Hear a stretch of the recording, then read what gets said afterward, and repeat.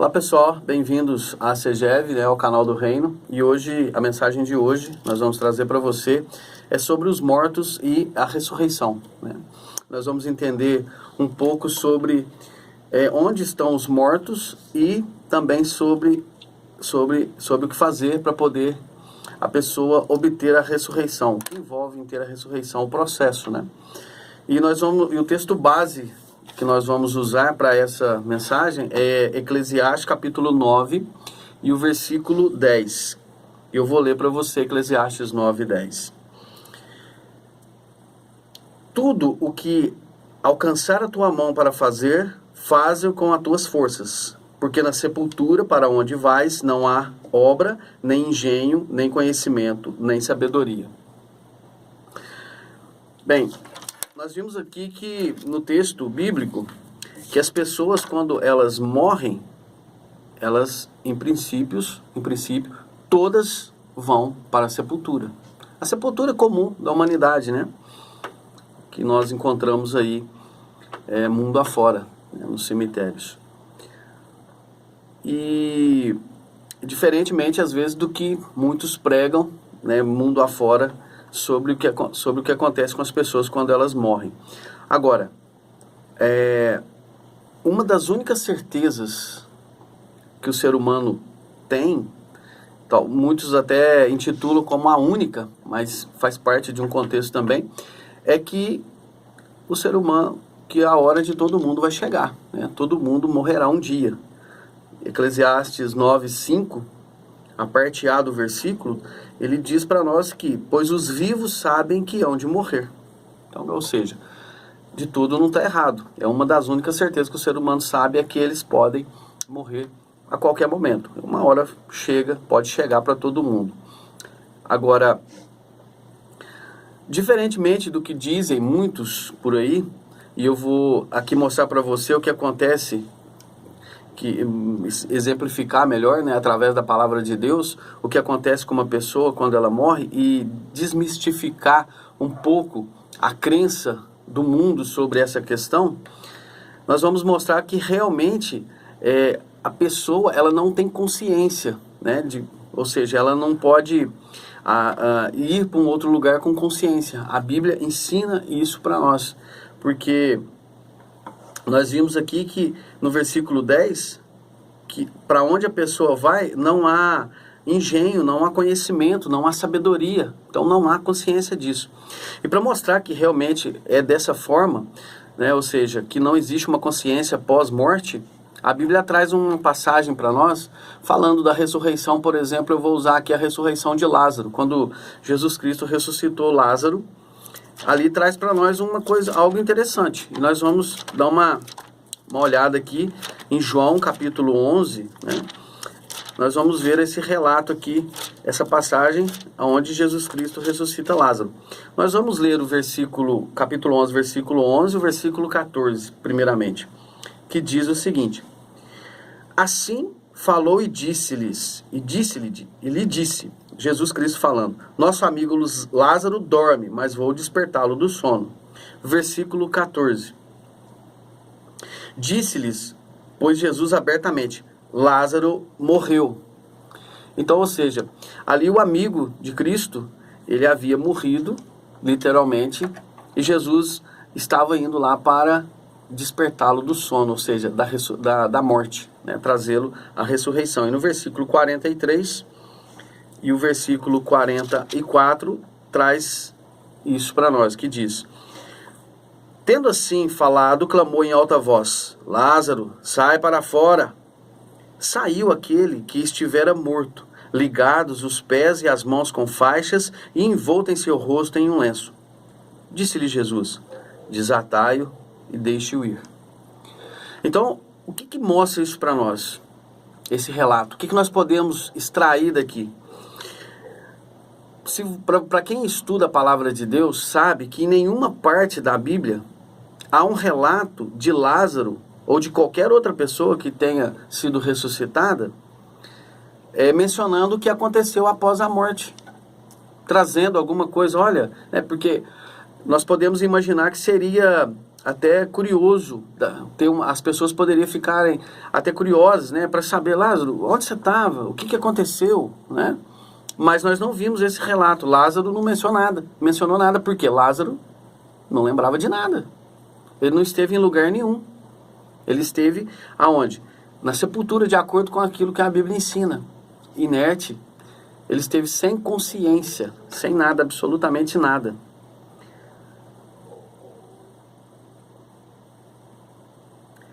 Porém, o que acontece é que, aqui na parte, se você observar no livro de Eclesiastes, vamos voltar lá falando, né, sobre isso ainda, aqui no capítulo 5, no capítulo 9, melhor dizendo, no versículo 5, aí nós vamos ler o restante do versículo, do versículo 5, ele diz assim, olha, os mortos não sabem coisa alguma, nem tampouco têm daí em diante recompensa, porque a sua memória fica entregue ao esquecimento. Então é isso que aconteceu com Lázaro e é isso que acontece com todas as pessoas quando morrem. Elas caem no esquecimento, elas não têm consciência, elas não têm, a memória delas fica entregue ao esquecimento, ou seja, ela não tem memória, ela está totalmente inerte. E nós precisamos, meus queridos, na verdade, acima de tudo, além de saber o que acontece com as pessoas, que elas morrem e vão para a sepultura, mais do que você saber que elas estão ali aguardando, né, por assim dizer, a sua recompensa, nós temos que entender que nós temos que fazer algo durante a nossa vida, né, durante esse tempo de vida nosso, nós devemos buscar entendimento, saber o que acontece é importante, mas mais do que isso é você estar preparado para isso. Por isso, eu quero destacar para você aqui algo também que vai nessa linha. O que nós devemos fazer? Mais importante que saber, né, para onde nós vamos, que é a sepultura, é como você vive antes de ir. Porque diferentemente, né, do que o mundo ensina, que nós vamos agora observar aqui, Deus ele tem uma promessa. Deus tem uma promessa e essa promessa ela não falha. Mas antes disso nós vamos ver o que o mundo ensina, né? Bem, o mundo ensina várias coisas sobre esse tema, sobre essa questão da morte. Mas vou destacar aqui 3 pontos. E nesses 3 pontos ele engloba boa parte da população mundial, a maioria. O primeiro ponto é que eles dizem que a sua vida é somente essa, então você deve vivê-la, né? E às vezes vivê-la intensamente, não ficar perdendo tempo. É isso que o mundo aconselha você: viva, viva, viva, porque você só tem essa vida. Um segundo ponto é que quando a pessoa morre, existe algo, né, nela, que é a alma, que vai para o céu e continua vivendo em outro plano, o céu ou um outro lugar. E um terceiro ponto é que quando o corpo morre, aí a alma não, então ela é novamente encarnada em outro corpo, em uma outra época. E por aí vai. Existem inúmeros ensinos, né, mundo afora, nós sabemos, porque há uma grande variedade de religiões, de entendimentos, enfim. Mas esses 3 pontos aqui, a maioria das pessoas, independentemente da religião, né, até se ela não tem religião, ela tem alguma ligação com um desses 3 pontos. Isso acontece para a maioria. Mas existem outras interpretações, sim, né? Mas o ponto focal é esse. Agora, a palavra de Deus, a Bíblia, ela ensina diferente do que a maioria ensina. E nós vamos observar aqui que esses 3 pontos que eu separei aqui, nós vamos, pelo menos nesses 3, nós não vamos entrar em todos os detalhes, é claro, porque senão o vídeo fica muito longo e nós temos, né, à medida que a gente vai colocando outros, vai acrescentando, né, mais entendimento a esses detalhes aqui. Mas o primeiro ponto que eu queria dizer para você é o seguinte: quando eles dizem que a sua vida é somente essa, eu queria que você lesse João 3,16. João 3,16. Vamos abrir lá em João 3,16, primeiramente, que diz: Pois assim amou Deus ao mundo, que deu seu Filho unigênito, para que todo que nele crê não pereça, mas tenha vida eterna. Agora vamos para João 6,40, né? No mesmo livro, João 6,40, na mesma linha. Então aqui diz o seguinte: Pois esta é a vontade de meu Pai, que todo o que vê o Filho do Homem e nele crê tenha a vida eterna, e eu o ressuscitarei no último dia. Bom, então aqui já dá para perceber o seguinte: esse negócio aí que essa é a única vida que existe e você tem que vivê-la intensamente, cai por terra. Segundo as Escrituras, não é só essa vida não. Existe, a Bíblia chama de verdadeira vida, que é a vida eterna. Então é isso que nós temos que entender. A Bíblia deixa bem claro que existe sim vida depois dessa vida. Mas não, nós vamos entender, não no céu. Nós vamos entender isso, vamos falar um pouquinho disso também. Mas existe outra vida porque existe uma ressurreição. Então, a pessoa morre e depois ela vai ser ressuscitada. Aqui no João 6,40 mencionou isso. Eu ressuscitarei no último dia. O segundo ponto, que mencionado ali sobre quando a pessoa morre, a alma sobrevive e ela vai para o céu e etc. Bom, nós vamos ler aqui, primeiramente em Ezequiel, no capítulo, Ezequiel, capítulo 18. Vamos lá dar uma olhada lá. Ezequiel, no capítulo 18, o versículo 4, que diz o seguinte: Eis que todas as almas são minhas. Como é a alma do Pai, assim também a alma do Filho é minha. A alma que pecar, essa morrerá. Então, aqui a Bíblia está dizendo que a alma morre. Atos 3, 23. Vamos lá, vamos dar um pulinho em Atos 3 e o versículo 23, né? Que já é das Escrituras gregas. Atos 3, 23 diz: Acontecerá que toda alma que não ouvir a esse profeta será exterminada do meio do povo. Olha, tá vendo que tanto o apóstolo, as Escrituras gregas, né? Aqui já os cristãos modernos, vamos falar assim, está de acordo com os profetas, que a alma, ela morre.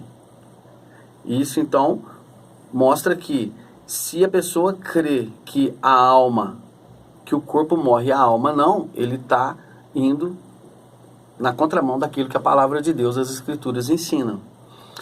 E por que a alma, e por que nós podemos dizer assim, às vezes alguém pode perguntar, né, por que a alma morre? Bem, vamos lá.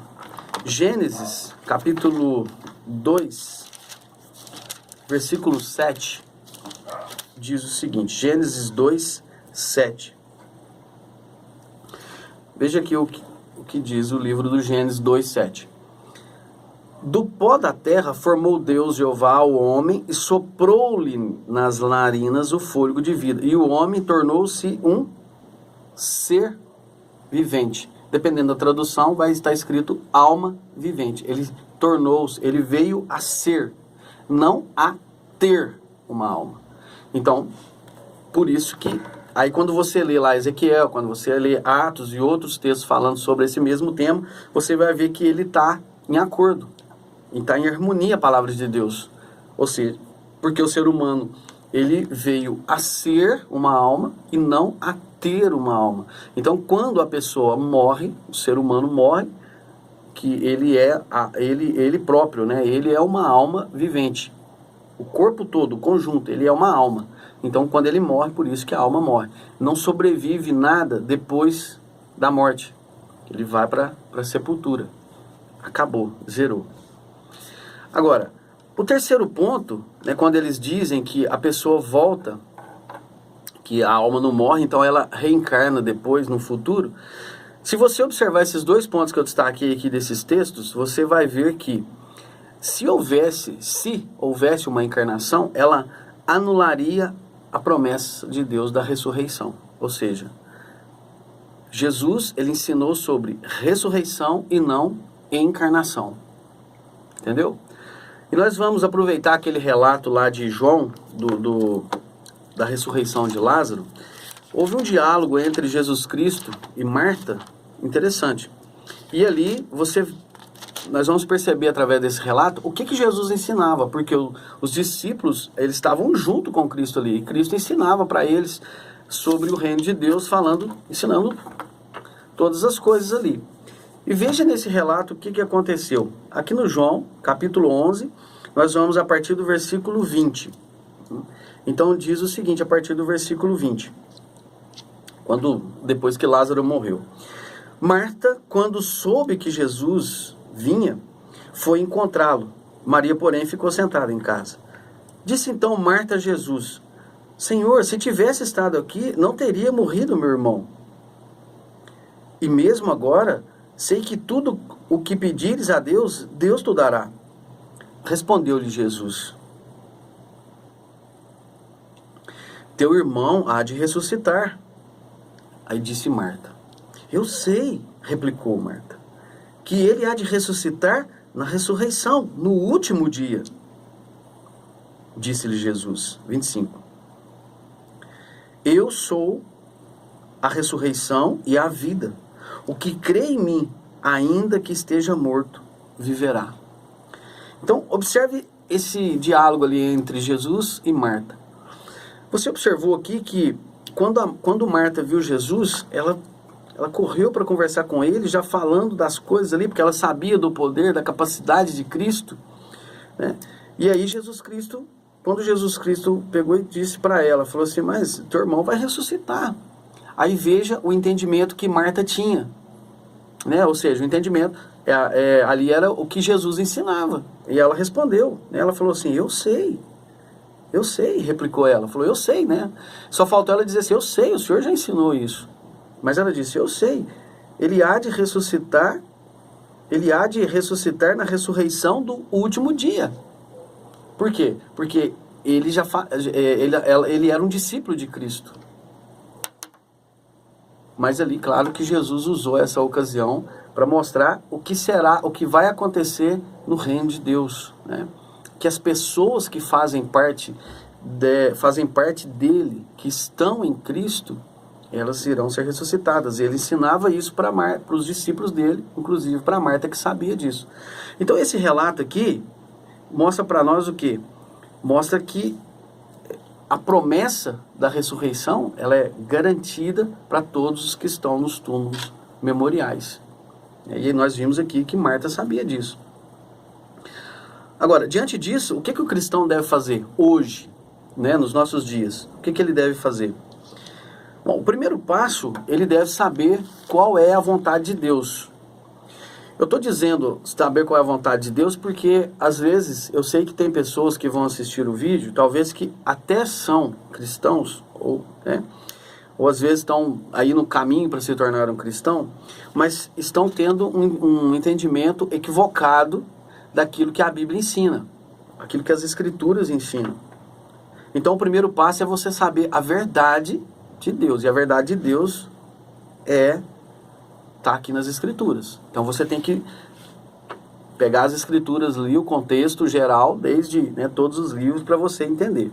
Então, primeiro ponto, qual que é a vontade de Deus? Vamos dar um pulinho lá em 1 Timóteo, no capítulo 2 de 1 Timóteo, aqui no versículo 3, o versículo 3 a 6, aqui está a vontade de Deus. 1 Timóteo, capítulo 2, de 3 a 6, nos diz o seguinte, olha lá. Isso é bom e agradável diante de Deus, nosso Salvador, que deseja que todos os homens sejam salvos e que cheguem ao pleno conhecimento da verdade. Pois há um só Deus e só há um mediador entre Deus e os homens, Cristo Jesus, homem, que se deu a si mesmo em resgate por todos, testemunho que se deve dar em seus tempos. Então a vontade de Deus é que as pessoas tenham o quê? Um entendimento, tenham um conhecimento da verdade. Da verdade aqui das Escrituras. Esse é o desejo de Deus. Mas não para por aí não, né? Agora talvez alguém pergunte assim, peraí, mas então eu tenho que conhecer a verdade que está contida nas Escrituras, e a verdade de Deus, ela não é apenas determinada em somente um assunto, mas a vontade, o conhecimento de Deus, ele é amplo, porque te dá um entendimento global das coisas, né? Por exemplo, aqui em João, capítulo 17, e o versículo 3, João 17, 3, aqui Deus fala para nós sobre o conhecimento que produz a vida eterna, ou seja, o significado da vida eterna. João 17, 3 diz assim: a vida eterna, porém, é esta, que te conheçam a ti, o único verdadeiro Deus, e a Jesus Cristo, aquele que tu enviastes. Então a vida eterna consiste em conhecer ao Deus Todo-Poderoso, único, altíssimo sobre a terra, sobre os céus, a terra, único. Deus, ele é apenas um Deus. E também a Jesus Cristo, que é o Filho de Deus. Então, a vida eterna consiste em você ter esse conhecimento, né? E a partir daí, a partir das Escrituras, você vai te abrir um leque, uma visão muito grande sobre muitas coisas. Então vamos lá para adiantar aqui, né? Para a gente não ficar muito longo. Bem, o conhecimento, o entendimento, ele só é possível do entendimento do intelecto, né? Da mente de Deus. Ele está nas Escrituras. E é somente nas Escrituras é que você consegue ter esse entendimento. Em nenhum outro lugar. Conhecer a Deus, você conhece. Você conhece a Deus através da criação dele, né? Lá no Salmos 19, por exemplo, aqui, Salmo 19, olha o que a Bíblia nos diz sobre a informação sobre a criação de Deus, né? A partir do versículo 1, nós não vamos ler tudo não, só para... Então diz assim, olha, Salmo 19. Os céus proclamam a glória de Deus. O firmamento anuncia as obras das tuas mãos. Um dia profere palavras a outro dia, uma noite revela conhecimento a outra noite, e por aí vai. Ou seja, então a criação de Deus também revela quem é Deus. Mas a mente de Deus, o que Deus deseja, o que Ele quer, né, tudo que Ele quer passar para a humanidade, tudo aquilo que você precisa saber, o nosso mapa, aonde você tem que ir, aonde você tem que pisar, o que você tem que fazer, é aqui, nas Escrituras. É aqui que você tem que ir.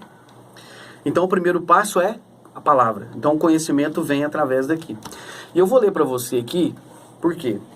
Porque eu vou te dar aqui, eu vou mencionar para você de uma maneira geral, tá? Assim, uma visão ampla do assunto. Depois, se você quiser saber mais, você pode entrar em contato conosco e a gente vai entrar nos detalhes. Eu vou te dar uma visão geral, que é o que nós vamos fazer aqui agora nesse vídeo. Vamos abrir a Bíblia em João 3, versículo 5. João 3, versículo 5. Eu vou te mostrar o passo a passo que você tem que fazer. Passo a passo. Nós vimos aqui que o primeiro, para conhecer a Deus, é através das Escrituras. Sim, através das Escrituras. Mas não somente isso, né? Você tem que conhecer a Deus, conhecer a Cristo, para que você possa obter a ressurreição. Né? Porque o foco nosso hoje é: os mortos estão na sepultura, não estão em lugar nenhum, mas tem a promessa da ressurreição. E nós precisamos hoje ter uma mudança para quê? Para que a gente, se caso nós venhamos a morrer, ou mesmo que nós estivermos vivos na volta de Cristo, porque existe dois pontos: a ressurreição na volta de Cristo, ou então a transformação na volta de Cristo para aqueles que estiverem vivos. A Bíblia ensina isso, né? Então, nós temos que ter atenção nisso aí. Então, o que eu devo fazer? Ter conhecimento. Então, para ter conhecimento, você tem que buscar na palavra. Mas mais do que buscar o conhecimento, você tem que fazer algo. É isso que eu vou te mostrar. João 3, versículo 5 diz assim: Respondeu Jesus: em verdade te digo que, se alguém não nascer da água e do Espírito, não pode entrar no reino de Deus. Olha só. Então Jesus falou de 2 pontos. Um nascimento, 2 pontos. Nascer da água e do Espírito. Quando você lê a palavra de Deus, por exemplo, em Efésios capítulo 5, Efésios 5, e o versículo de número 20, nós vamos ler o versículo 26.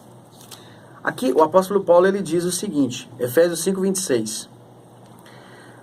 Para que a santificasse, tendo-a purificado pela lavagem de água com a palavra. Então, nós vimos que essa lavagem, lavar, significa o quê? Significa você conhecer a Deus através da palavra, porque isso tem uma mudança de mente. Muita gente fala, mas muda a personalidade. Sim, muda a personalidade. Paulo diz assim que você passa a ter a mente de Cristo. Nós temos que ter a mente de Cristo. Então, por isso que há essa mudança. E é necessário que você tenha o banho da palavra. Aí você fala, isso faz parte do batismo? Sim, é o batismo. Aquele batismo de imersão, né, na água, onde você simboliza ali o sepultamento e a ressurreição, mais do que aquele simbólico ali, é essa mudança de pensamento, ou seja, esse entendimento da palavra, quando você é lavado pela palavra, esse aqui é o que vai trazer resultado na sua vida. Então, não adianta. Às vezes a pessoa, ela tem uma conversão, né? Ela tem uma conversão e ela logo batiza. Mas ela tem que ter o entendimento. Ela tem que buscar o entendimento, senão isso não vai trazer resultado prático na vida dela. Deus, ele é um Deus misericordioso. Claro que é um Deus misericordioso. Mas Deus quer que você... Mas Ele quer que você faça isso porque Ele já deixou isso na palavra para que a gente possa fazer. A instrução de como deve ser feito. Então, você tem que nascer da água e do Espírito. Então, nós vimos, nascer da água significa você ter o entendimento. É você buscar o entendimento, ser lavado pela palavra de Deus. Então, esse é nascer da água. Depois, o nascimento do Espírito. Aí que entra uma coisa interessante. Muita gente fala assim, o que é ressuscitar espiritualmente? Porque Jesus disse, né? A menos que você nasça da água e do Espírito, então você tem que nascer de novo. A menos que você nasça, você não pode entrar no reino dos céus, no reino de Deus. Agora, como que você nasce espiritualmente? Como que você ressuscita espiritualmente, né? Nasce novamente, que é o chamado batismo no Espírito. Como que se dá esse processo? Por isso que eu falei, eu vou te dar uma visão geral do processo. Bem, o primeiro ponto, a primeira parte disso é crer, né? Porque a pessoa, mesmo que uma pessoa que não tem conhecimento nenhum, que está aí no mundão, quando ela crer, o que vai acontecer? Ela vai acreditar em Cristo. Ela fala, peraí, eu tenho que buscar isso aqui. Cristo, ele é o diferencial, né? Às vezes pela pregação, às vezes até mesmo por oração, né? Deus mostra o caminho, porque a Bíblia fala assim que Jesus Cristo disse assim, ninguém vem ao Pai senão por mim. Então há uma necessidade o quê? Talvez não. Deus, ele faz com que a pessoa sinta isso, né? A pessoa, ela percebe que ela tem que crer. Então, crer é o primeiro resultado, porque, vamos lá, vamos para a palavra de Deus, que é melhor do que falar. João 3,17 diz o seguinte, João 3,17 diz assim, pois Deus não enviou o Filho ao mundo para julgar o mundo, mas para que o mundo seja salvo por ele. Agora o versículo 18, quem nele crê não é julgado, o que não crê já está julgado, porque não crê no nome do Filho unigênito de Deus. Observou? Crer. Então quem crê não é julgado, porque ele creu em Cristo. Esse é o primeiro passo. Aqui em João, antes do segundo passo, em João também 11, vamos lá, João 11, versículo 25, né? que nós já lemos, mas vale a pena nós conferir de novo. João 11, 25 diz assim: disse-lhe Jesus: eu sou a ressurreição e a vida. Quem crê em mim, ainda que esteja morto, viverá. Crer. E o João 14, versículo 6 diz: respondeu-lhe Jesus: eu sou o caminho e a verdade e a vida. Ninguém vem ao Pai senão por mim. Então, primeira coisa, crer. Você vai crer que a vida está em Cristo. Esse é o desejo de Deus. Esse é o testemunho de Deus descrito em 1 João, capítulo 5, a partir do versículo 9. Então, crer. Então, esse é o primeiro passo que você tem que fazer. Agora, qual que é o segundo passo? O segundo passo é o arrependimento. Às vezes tem pessoas que falam assim, a pessoa arrepende primeiro para depois crer. Não. O primeiro passo é crer, depois o arrependimento. Porque como que você vai arrepender de algo que você... Arrepender do quê? A pessoa conhece, depois que ela conhece, que ela crê em Cristo, ela começa a ter uma visão diferente das coisas. Pode ter certeza do que eu estou falando. E aí ela vai produzir os frutos do arrependimento. Porque às vezes a Bíblia fala, por exemplo, só crer não basta. A Bíblia fala que os demônios creem, né, em Deus e estremecem. Somente crer não traz resultados. O resultado é crer e depois arrepender-se. Aqui então, vamos lá. Mateus 3, Mateus capítulo 3, primeiramente. Vamos lá para o versículo 2 e o versículo 8. Mateus 3, versículo 2 e versículo 8 diz: arrependei-vos porque está próximo o reino de Deus. Versículo 8. Dai, pois, frutos dignos do vosso arrependimento. Viu? Então, o primeiro passo, arrepender porque o reino está perto, e arrependei-vos dando os frutos, ou seja, mostrando que você está arrependido, que você está tendo uma transformação. Né?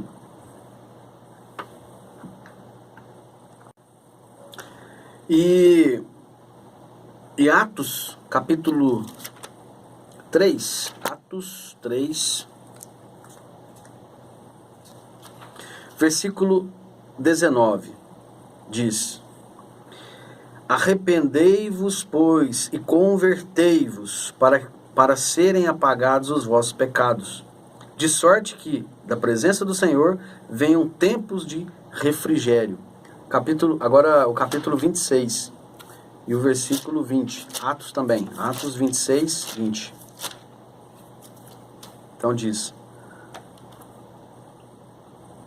mas anunciei primeiramente não só aos de Damasco e em Jerusalém, por toda a terra da Judéia, como também aos gentios que se arrependessem e se convertessem a Deus, praticando obras dignas de seu arrependimento.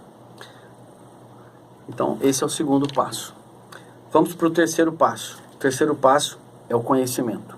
Então, você crê, arrepende, então aí agora você tem que buscar o entendimento. Você vai produzir os frutos do arrependimento, então você vai buscar o arrependimento. Meus queridos, eu estou mostrando os passos, não significa que você tem que, primeiro faz um, depois de um tempo faz outro, depois de um tempo faz... Não é isso. Isso aqui pode ser ele não existe um tempo determinado, né, assim. Ou seja, ele pode ser tudo ao mesmo tempo. Você já crê em Cristo, você arrepende e já começa a buscar o seu conhecimento. É tudo numa sequência. É o mais rápido possível. Quanto mais rápido, melhor. É isso que eu te digo. Entendeu? E o conhecimento que você vai buscar, o terceiro passo, é o que nós lemos lá em Efésios. Acabamos de ler agora, Efésios 5, 26. Ou seja, é pelo banho da palavra. O banho da palavra é o entendimento. Você passa a entender a palavra de Deus. Por exemplo, e João, vamos voltar. Hoje nós estamos falando muito de João.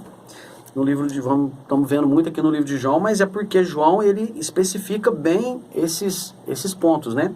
Aqui no capítulo 17, versículo 3, nós vimos que, nós lemos agora há pouco, que a vida eterna significa conhecer o único Deus verdadeiro e a Cristo, é Jesus Cristo, o Filho. Agora, no versículo 17, ele diz o seguinte, João 17, 17.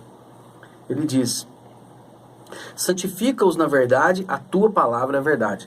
Então, ou seja, à medida que você vai conhecendo, você vai buscando entendimento, você vai lendo e vai aprendendo, tendo conhecimento verdadeiro, que é a vontade de Deus, você vai se santificando, você vai buscando essa santificação. Porque nós, como cristãos, temos que ser santos, porque Deus, ele é santo. Agora vem a pergunta, né? Às vezes que muitos, com certeza, vão se perguntar, mas quando é que eu sei que eu tenho o Espírito Santo? Qual que é a evidência de que eu recebi o Espírito Santo? Porque o que as pessoas querem saber é isso. Bem, se você crê, se você busca o arrependimento, se você busca o conhecimento, então vai acontecer, meu querido, que isso vai te... A mudança na forma de enxergar, de ver as coisas, ela vai acontecendo gradual. Mas aí você fala, mas quando eu vou ter o Espírito Santo? Tá? Porque teve pessoas que eles tiveram, a Bíblia menciona, né, aqui pelo menos uns, acho que 1 ou 2 casos, agora eu não me recordo, agora sim, mas eu sei que a Bíblia menciona que foi derramado o Espírito Santo antes do entendimento. Mas há de se convir que a época era outra, que não é uma desculpa, né? Mas a época era uma outra época, e foi na época já ali próximo ao Pentecostes, né? De 33 da Era Comum, onde foi derramado ali. As pessoas, haja visto que houve manifestação, o Espírito manifestou de forma tão poderosa que pessoas começaram a falar em outras línguas, né? De outros lugares do mundo, língua que a pessoa, né? Hoje, vamos supor, hoje nos nossos dias, talvez a pessoa, ela fala português e ela e quer aprender uma outra língua. Então é como se o Espírito Santo capacitasse ela a começar a falar, de repente, ucraniano, por exemplo, né? Do nada ela começa a falar ucraniano. Você fala, eu não estudei para isso, eu não sei.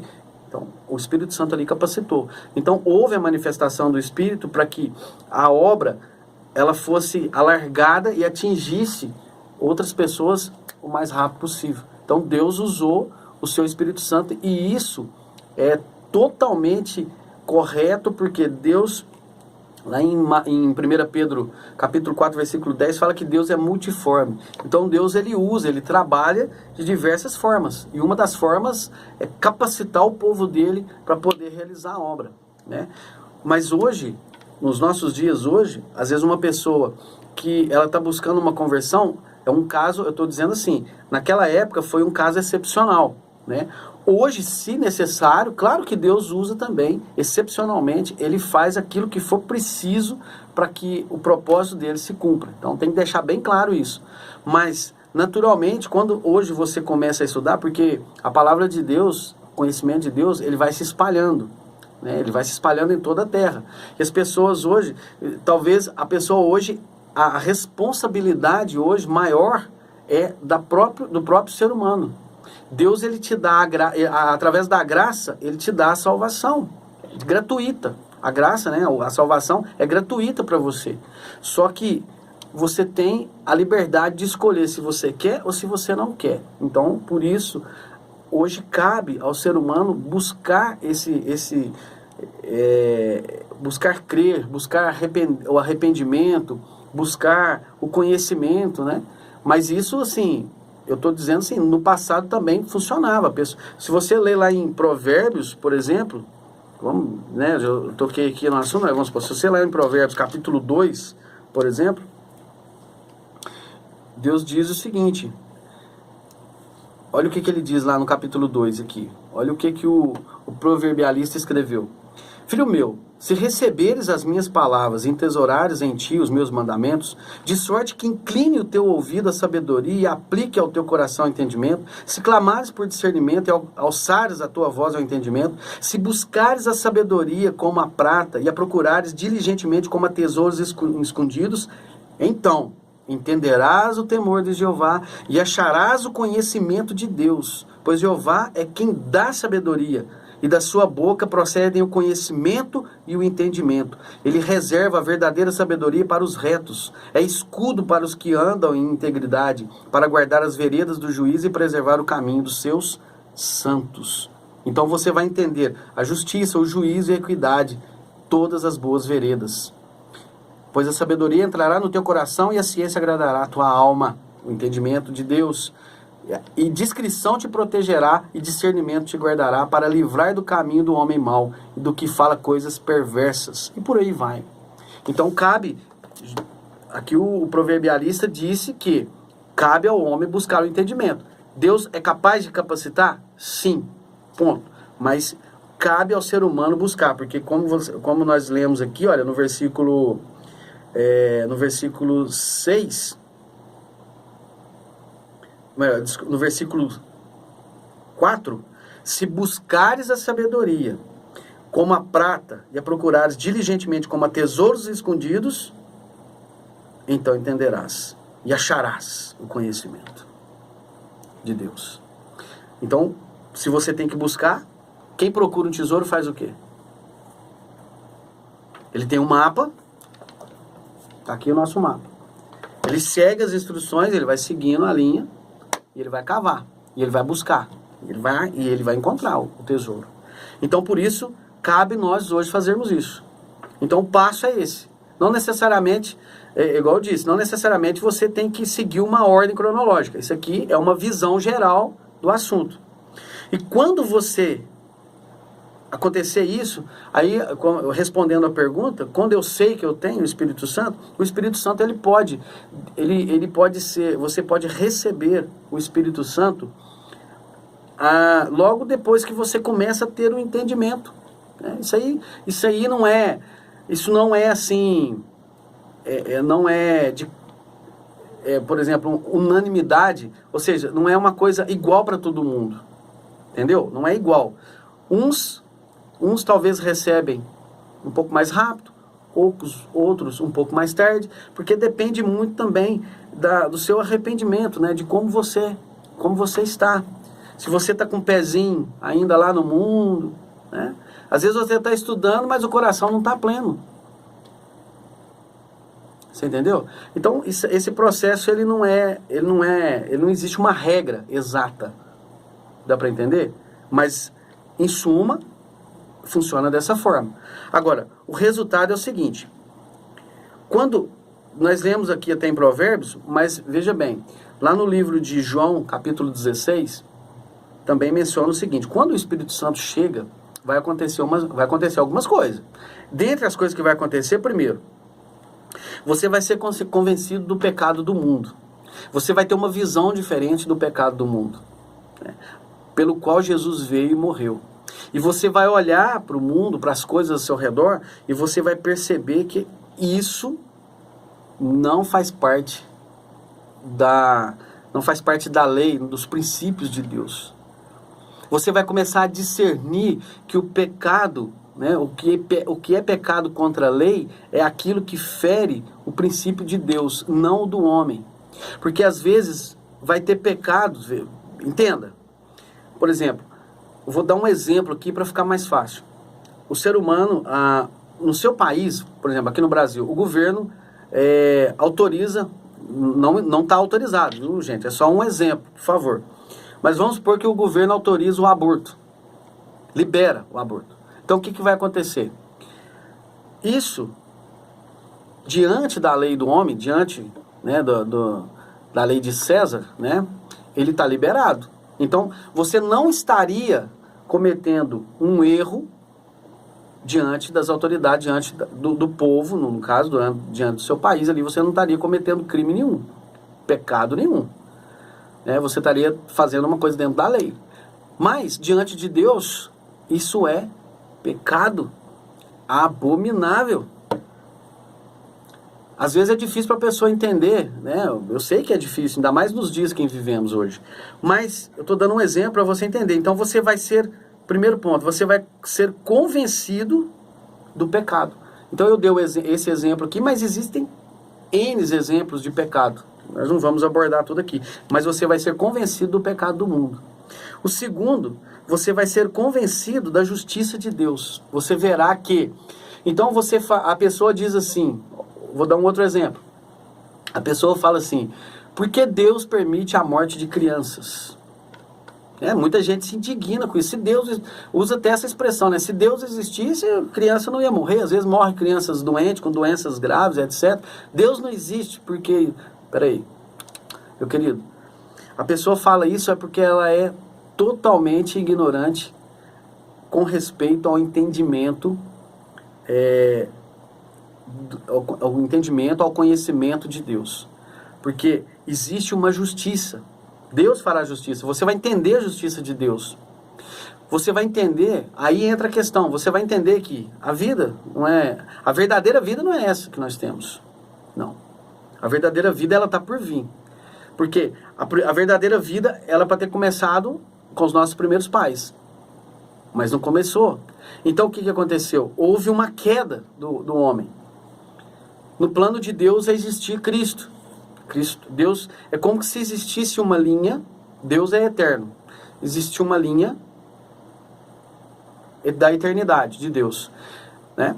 Deus teve que abrir uma lacuna, abrir aqui, fazer um cortezinho nessa linha, para se revelar para o ser humano, mostrar quem é ele, né? Para poder se revelar. Olha que misericórdia, meus irmãos. Ele teve que se revelar e depois de tudo, assim que o reino chegar, fecha-se essa entrada nessa linha, como se Deus abrisse aqui uma lacuna, ele fecha essa lacuna e nós voltamos depois para a eternidade, ou seja, para o plano original. E essas pessoas que dizem, aí você vai ver que Deus ele tem preparado para o ser humano. Meu querido, uma outra oportunidade, eu vou falar num vídeo sobre o terceiro céu. Apóstolo Paulo, ele esteve no terceiro céu. Ele disse que não existe palavras para descrever na linguagem humana o que virá à frente. Ele disse que isso aqui é como se fosse um refúgio. Entendeu? É como se você fizesse uma peneirada e sobrasse um lixo ali. É um refúgio. Isso que eu digo assim, a vida que nós temos, a maneira que nós vivemos. Então você vai entender a justiça. Então Deus fará justiça.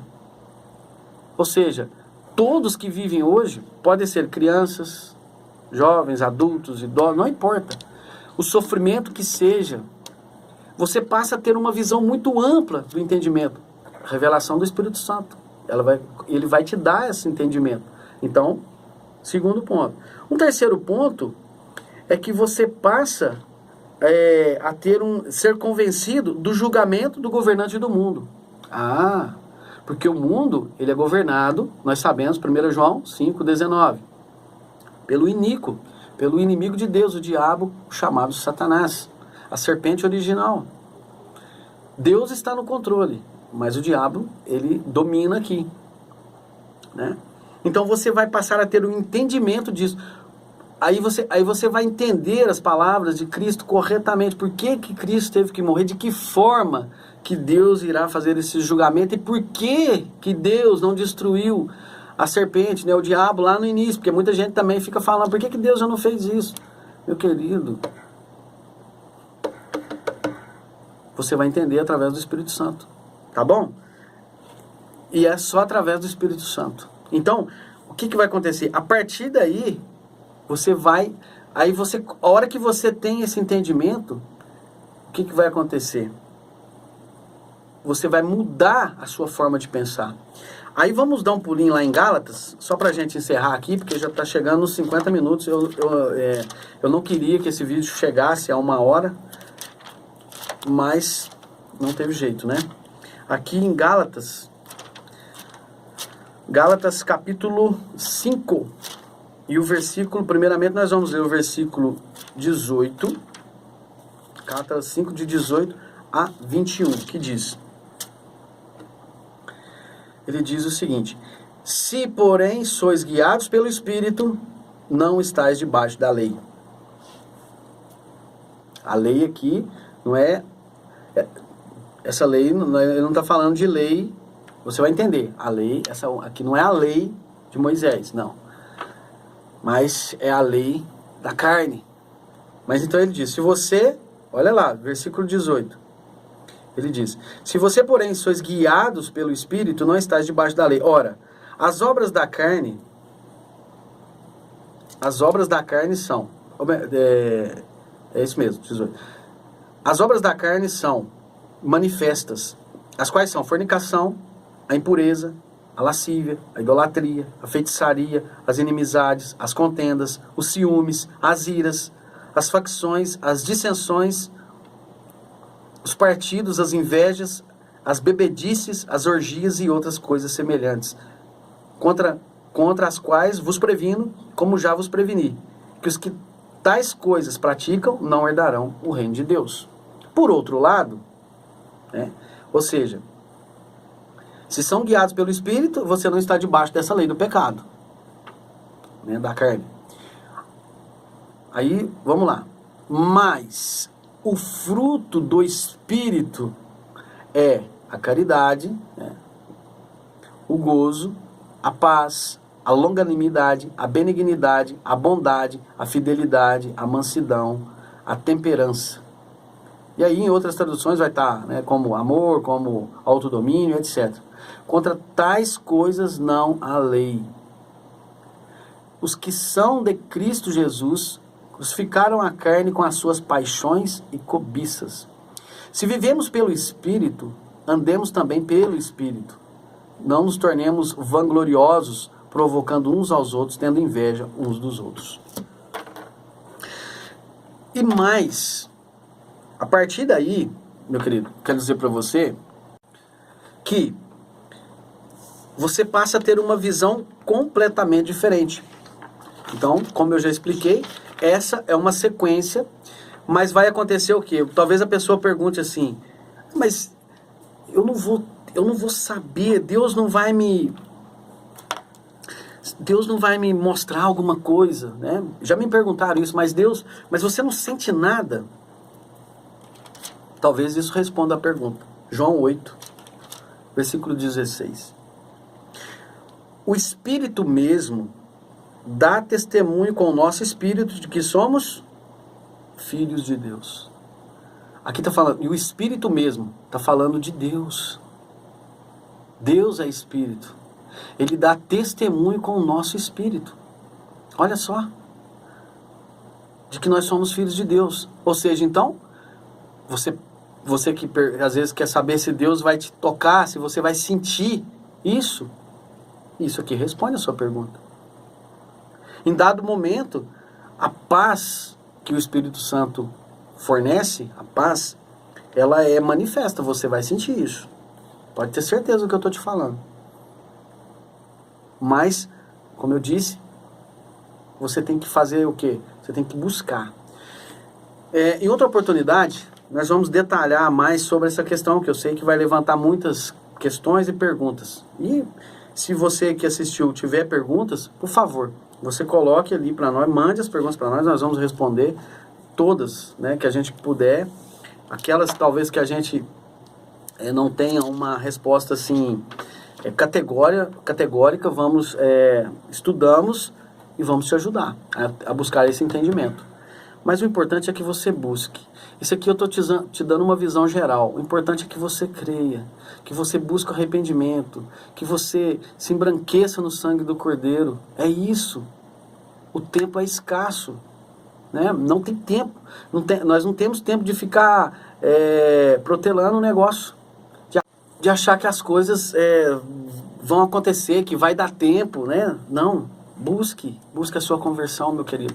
Busque, na verdade, o que a Bíblia diz, que nós vivemos na época da reconciliação. Busque essa reconciliação com Deus. Nós vivemos no ministério da reconciliação.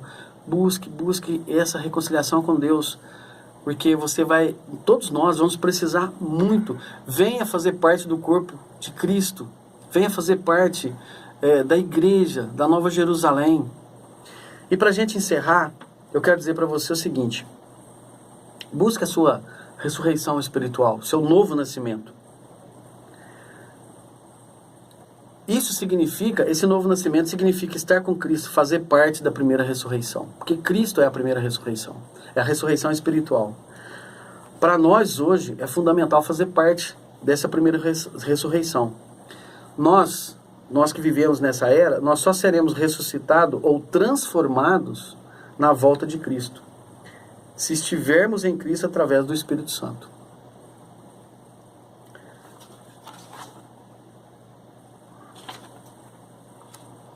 Quem não tem o Espírito entra numa classe que a Bíblia chama de classe de iníquos, a congregação iníqua, né? Eu não anotei aqui, mas aqui acho que eu vou dar uma olhada aqui, lá no livro de Apocalipse, no capítulo, acho que é no capítulo 1, deixa eu só conferir aqui.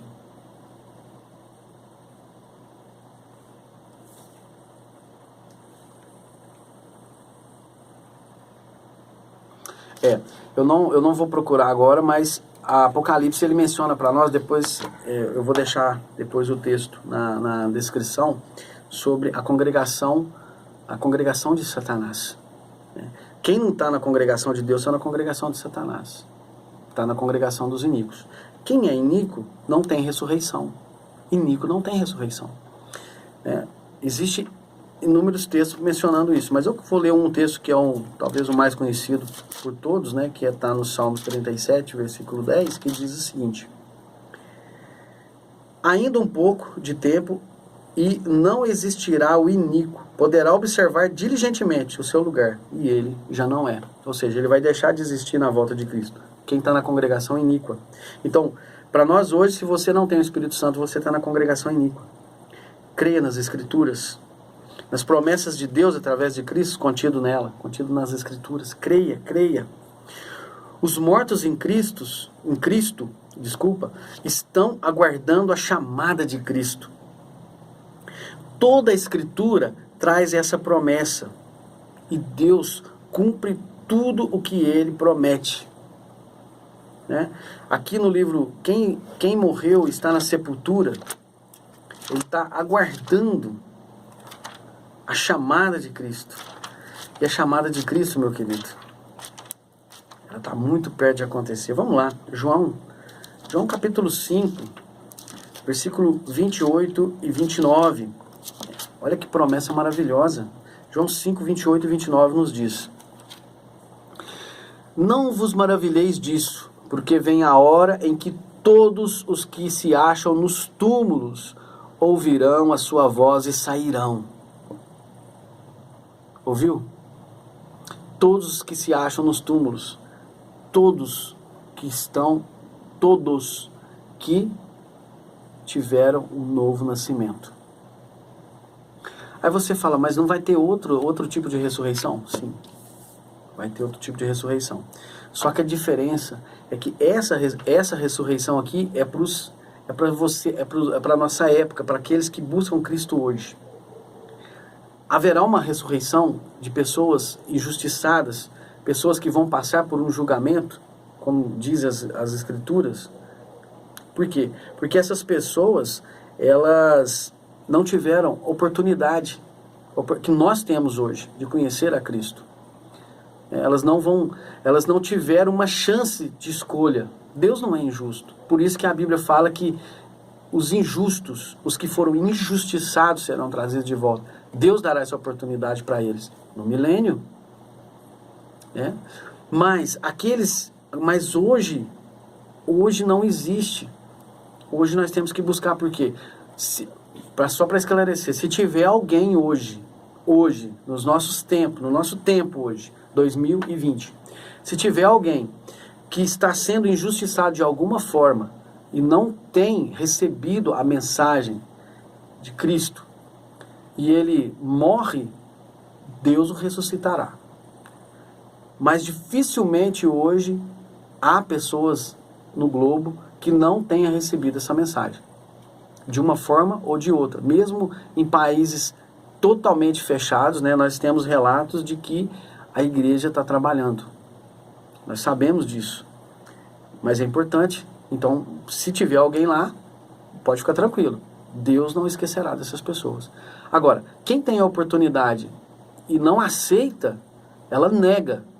Né? É como negar o Espírito, é blasfemar contra o Espírito. Então não há salvação para essa pessoa. Nós temos um vídeo no nosso canal que chama A Primeira Ressurreição. Assista ele. Lá eu estou falando bastante sobre isso. Tá bom? Então, vamos encerrar por aqui. Eu quero dizer para você, busca a sua reconciliação, o reino está à porta, a promessa de Deus é maravilhosa. Os mortos estão nos túmulos, mas ouvirão a voz de Cristo. Aqueles mortos em Cristo serão ressuscitados. E Deus fará justiça para todas as pessoas, não deixando ninguém de fora. E aquele que realmente não quer, que tem a opção de escolher, não terá esse privilégio. Mas eu aconselho a você, busque o entendimento, busque a sua reconciliação, busque receber esse selo, essa promessa, o selo, o Espírito Santo é um penhor antecipado. Paulo diz isso, é um penhor antecipado para nós. Quem tem o Espírito Santo é como se ele tem a garantia de que Deus fará isso, ou ressuscitar, ou transformar. Então, busque isso, porque mesmo que a pessoa morra, igual Cristo disse, ainda que morra, viverá outra vez.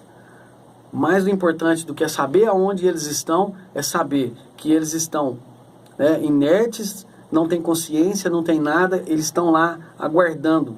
Ou seja, eles não estão em lugar nenhum, eles estão na mente de Deus, porque Deus é Deus de vivos e de mortos.